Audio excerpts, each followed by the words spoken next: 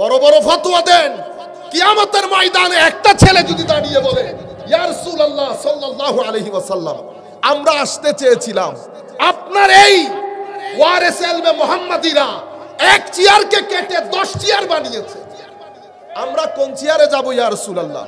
আপনি বিচার করেন। এদের পার পাবো না সেদিন। দুঃখের কথা, ছেলেরা হাহাকার করছে, বাঁচানোর কেউ নাই, আজান দেওয়ার কেউ নাই, ফতোয়া দিয়ে শুধু জাহান্নামে পাঠাচ্ছে ছেলেদেরকে। আপনারা বুঝতে পেরেছেন? ইন জাল এগিন ভিতরে গর্দাজি 5.5 দিন পর্যন্ত বলে খালি ভিডিও হতাইন ফাটা, আর উলামায়ে কেরাম খালি কি দে ফতোয়া দে ফারিবু দিব দে ফারিবু দিবের মুকুত নাই জন্য উনি যেগুনে ফারিবু এগুন নহয়, এগুন বড় আলেমি তারা আলমর আদব হুদুদিন বেগিন বুঝে, আর মতো জাহেল মূর্খ হদু এডাই বেগুন ইল্লা মাশাআল্লাহ, আর মতো যেগুন ওয়াজ খালাম ঘরের বর্তমানে ইল্লা মাশাআল্লাহ একবারে নাই দিনও আছে, কিন্তু ম্যাক্সিমাম আমরা বুঝতে পেরেছেন। যার কারণে ইন গরি গরি তারপর দিন আরা ইউটিউব নিতে হুজুর গিয়া দেয়, উনি বিশ্বকাপ নিয়ে কি বলেছেন, কিল্লা করে হইতে পারে এগিন অনরা চাইবেন অ্যাডভার্টাইজ আইবু, মাসের শেষ হতে যাই এনে বড় উগে টিয়া জমা হইব, মাঝে মধ্যে মনে হতে খরে যাইগুই একবার আল্লাহ দুনিয়া ফিল্ম খেলায় একমিকে যাইগুই। ইল্লে কেনে মানুষ মানে পতন তো হয়, কিন্তু এরকম পতন, টাকা পয়সার জন্য এরকম পাগলামি এবং এরকম ভণ্ডামি কোন লেখাপড়া ছাড়া মাসের পর মাস ওয়াজ করে। আমি তো মাঝে মধ্যে চিন্তা করি জমিন আমাদেরকে খেয়ে ফেলে না কেন। সম্মানিত উপস্থিতি, আপনারা একটু সামনে আসলে পিছনের বাইরা একখানা শীতকাল তো একখানা বইন, আল্লাহ বরকত দান করিব, বেগুনের জায়গা দিলে আল্লাহ জায়গা বরকত করিব ইনশাআল্লাহ, বেগুন বই দিতে পারি।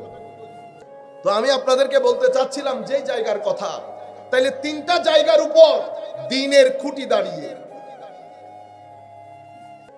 3টা জায়গার উপর দ্বীনের খুঁটি, একটা ঈমান বিশ্বাস আমল, আর একটা আখলাক।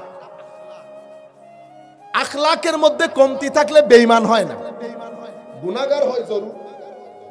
আমলের মধ্যে কমতি থাকলে বেঈমান হয় না, গুনাহগার হয় জরুর।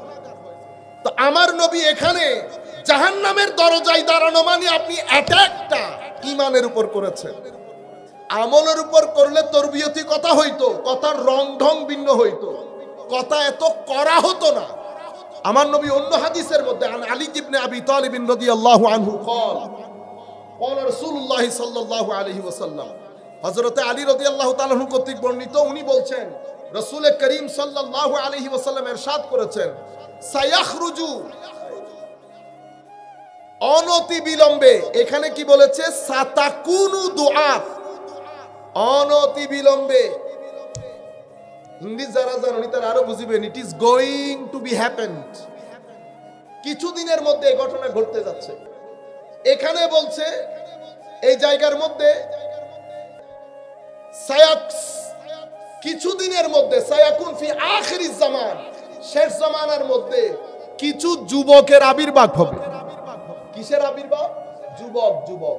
আহদাসুল আসনান সুফাহাউল আহলাম, বয়স কম ব্রেইন ওয়াশ, বয়স কম ব্রেইন।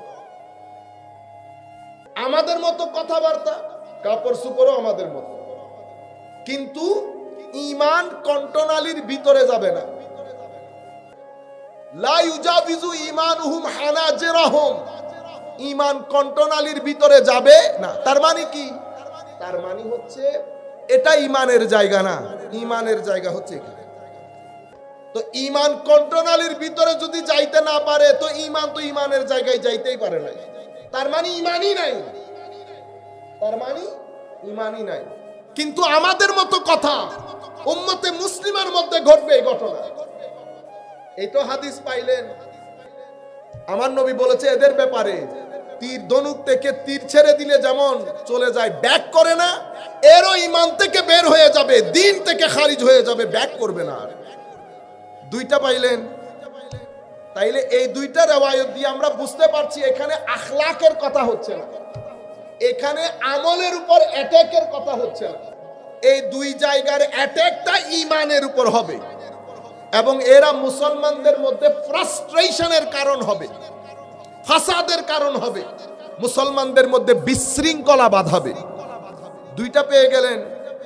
আরেক রেওয়ায়তের মধ্যে, এগুলো সব বুখারী মুসলিম শরীফের রেওয়ায়ত, সেই কারণে আমি কোনো রেফারেন্স জিকির করছি না। যারা মাদ্রাসার বারান্দা দিয়েও হেঁটেছে তারাও জানে হাদিসগুলো, আমরা তো কোনো এই সাবজেক্টের লোক না।